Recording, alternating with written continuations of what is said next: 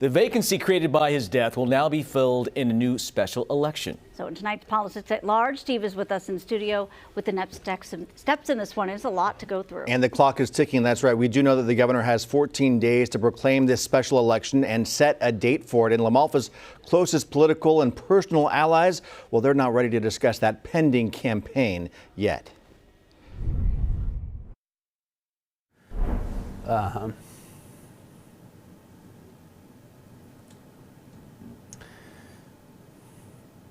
It's really hard not to think about, the North State and politics without Doug in it. Assemblymember James Gallagher holding back tears as he remembers his friend and mentor, Congressmember Doug LaMalfa, and looks to the inevitable campaign to fill his vacancy.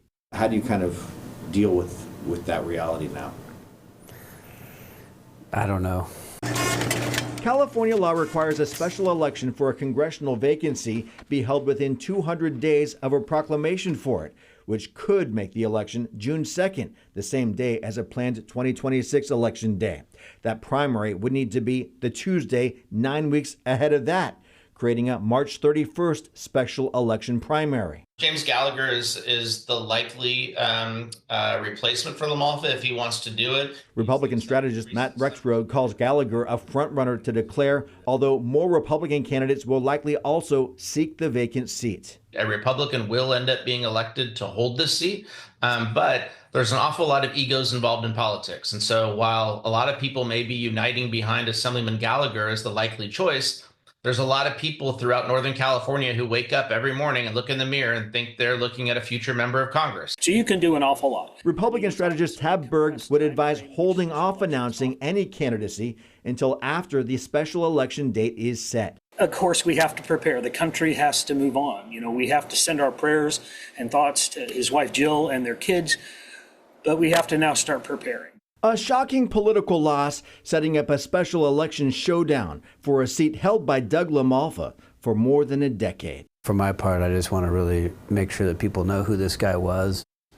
Well, this is where it gets a little tricky. This special election will use the current congressional maps, not the new Prop 50 lines that voters approved, which were redrawn to favor Democrats. However, the new Prop 50 lines will be used for that 2026 election, which will be in campaign mode at the exact same time as this special election, setting up the possibility for two races in this one district at the same time.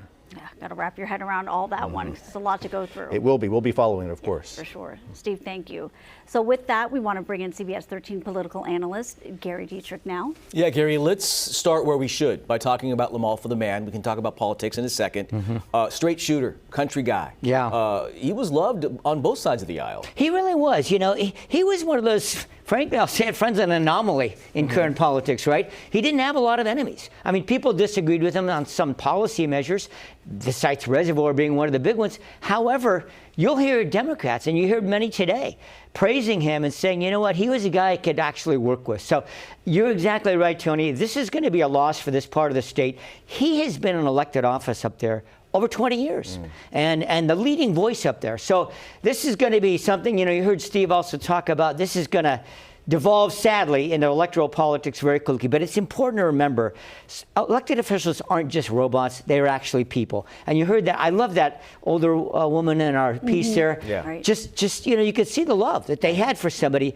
trying to serve them as an elected official. Yeah, I was just thinking about that too, because you could tell that he really got into the community, right, got to know people, and that's what it was about for him. Absolutely. For sure. All right, so Gary, aside from the man and everything that everyone knows about him, let's talk about the politics side of it now, because right, his district in particular, when you think about Prop 50, and Steve was just saying these lines would not be used in a special election, though, but this would be really hard, though, now with Prop 50 for Republicans to hold on to it, right? Okay, this is going to be the craziest district in California this year, okay? First of all, because under Prop 50, it was changed more than any other. It has now, as of the new lines that will be used in the fall, going to be maybe 12, 13 points in favor of a Democrat. And people up there have been very upset about this. We've done some stories on this. But here's the crazy part. Whether it's Gallagher or anybody else could run for this seat, win it in our primary in June while also having to run under completely different district lines for the fall. Now, that is going to confuse a lot of people. In other words, whoever wins in June would only hold that district for 6 months. Right. All right? So let's see what happens on that. But that district was the poster child for people's complaints about Prop 50. Right. And of course, LaMalfa was very much against Prop 50. Yes. So let's talk about the balance of power with LaMalfa's death, Marjorie Taylor Greene's exit as well. So a lot of moving parts there. What changes will we see with a smaller Republican majority in the House? Well, Mike Johnson, the Speaker of the House, now has exactly 2 votes. That's what he can lose on any of the major issues. There's going to be a big funding measure coming up again here at the end of this month. You've got Epstein files. You've got just a whole host of things. His margin of victory keeps getting smaller and smaller and smaller. You're exactly right about that, Tony. And this is only going to make it more difficult because, again, this seat is not going to be filled for months. So it's making it, say, challenging for a speaker. That would be the understatement of the decade. Yeah, and with all the talk about the process of politics, we send our thoughts and prayers, of course, to his family. 100%. You are a man and a person before you are a politician. How about Gallagher and his near tears Very on emotional. camera? Yeah. Well, That he tells was a you all mentor, that too. tells you all you need to know about the fact that politics sometimes really is transcended by people.